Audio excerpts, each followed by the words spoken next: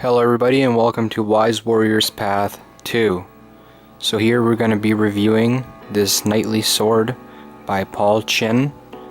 And you're going to see the specifications for this sword coming up right here. And you can as well pause the video, look at them closely, or you can look at them afterwards in the description below. Now this sword right here, the reason why I want to review it very closely is because this sword, I own it now. I have it. And I want to make sure that I didn't get some fugazi, some sword that's a no good, a sword that's just cheap. So today in this video I'm going to be showing you how it works, how strong it is, how flexible it is, and just the basics of it, as well as what you can see from the description right there. Do I recommend this sword? I do not know exactly. After this review I hope that this can answer a little bit for you, because I personally am not sure. I'm going to abuse this sword the best that I can, use it up before I decide if this is going to be a sword for me for the future, because if this is a good sword I'm actually going to buy a double for it so I can train with a partner. As we start off, the sword has good bevels and as well as a good fuller, and you can see that the sword is standard size for a knightly sword. Now of course the end of it is not that tapered because this is a practice sword. A real knightly sword or an arming sword would have had a good pointy point so you can kill with and you can go through chainmail, or at least try to. And you can see how flexible it is right here. It's not really too bad. And this right here was the problem that I was having. Will it break? So I'm going to test it right here to see if it's going to break or not. Boom! I threw it practically as hard as I can on the ground. And this is enough to really break any blade and mess it up.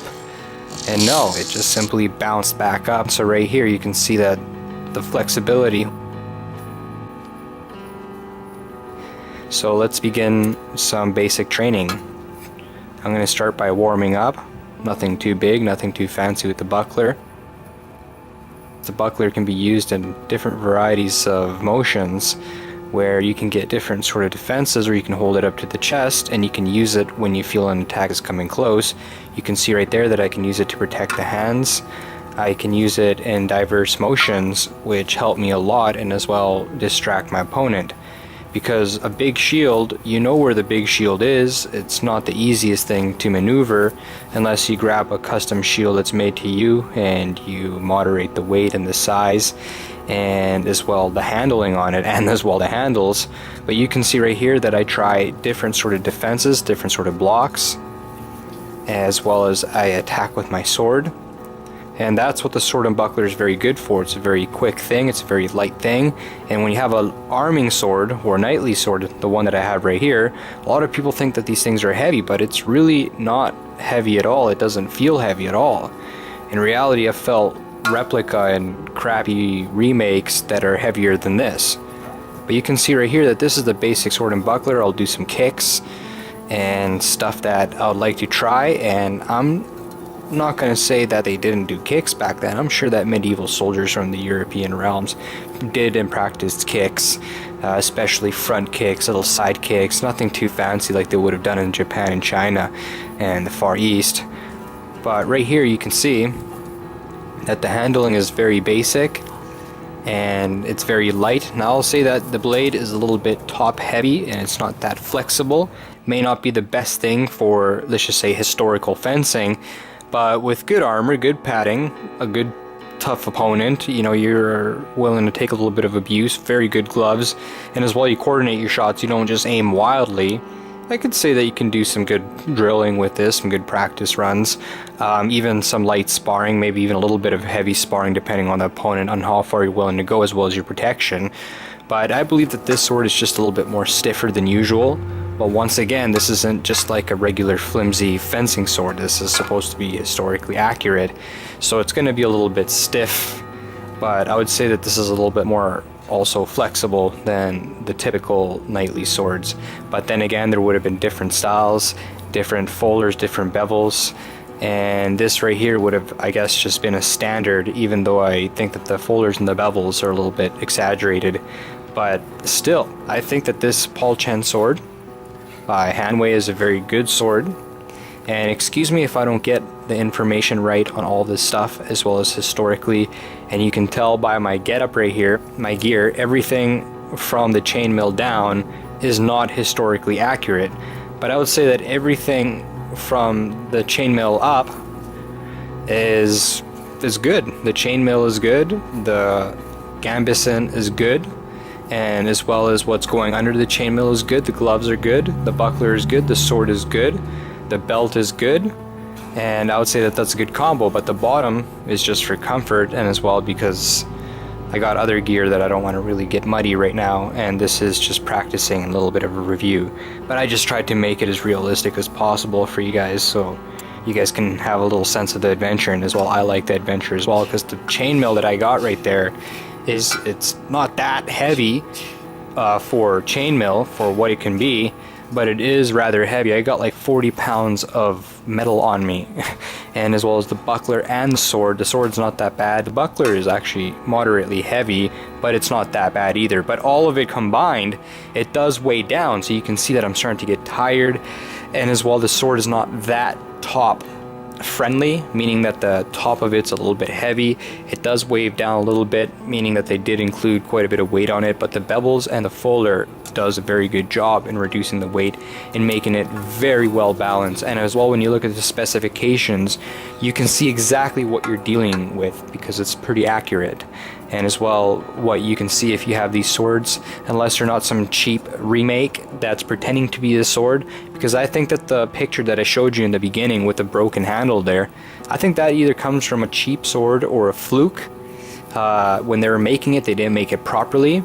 But from what I'm seeing from other people's feedback, this is not a bad sword. So once again, I apologize for any mistakes, any of my grammar. If I got any information wrong, please look this stuff up and double check it. But as far as I'm concerned, I will recommend this sword. I will say that this is a good sword for training, for let's just say practice. But I would be very weary of this sword when it comes to the flexibility of it. But apart from that, I say that it's a very good one and I do recommend it. Now you can see right here in the background, this is me downtown and I'm practicing my sword skills. I just finished buying it and I'm in the alley and I'm just about to rebag it because I just opened it quickly to check it out to see if it's not broken. And I just took a couple of minutes and you can see right here that I'm just kind of swinging around and doing my thing. But yeah, as far as I'm concerned, this is a good sword, and the reason why I'm beating the crap out of it right now, I'm trying to hurt it, I'm trying to smash it against stuff. I tested it against the buckler by slamming it against the buckler, and I've had other swords break on that buckler. But I tried slamming it on that buckler and it survived. The pommel survived. Now one thing that did happen after I struck a couple of things, the handle did slightly get loose, but it hasn't got any more looser since then. But it did get just a little bit loose, so it does wobble just a little bit.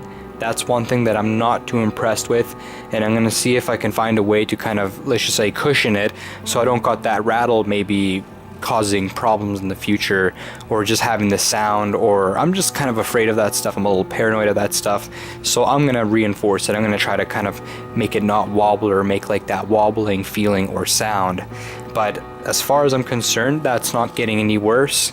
I've been slamming it against a whole bunch of stuff since, because I bought the sword for cheap, about $100, and it's secondhand, but it was rather in good condition when I got it. But when I looked at the specifications and I saw the sword could possibly break at the handle, I just decided, hey, you know what, if this sword's not going to be good for me, I'm going to abuse it the best that I can. And so far, I think I'm going to stop abusing it. I'm going to stop slamming it around.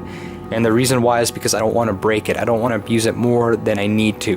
But as far as reenactment goes, as far as let's just say stage kind of fighting, or even real fighting with good gambeson and good gear, good helmet, good throat protection, good gloves, very good gloves, and as well groin protection, just good protection, because the blade is flexible.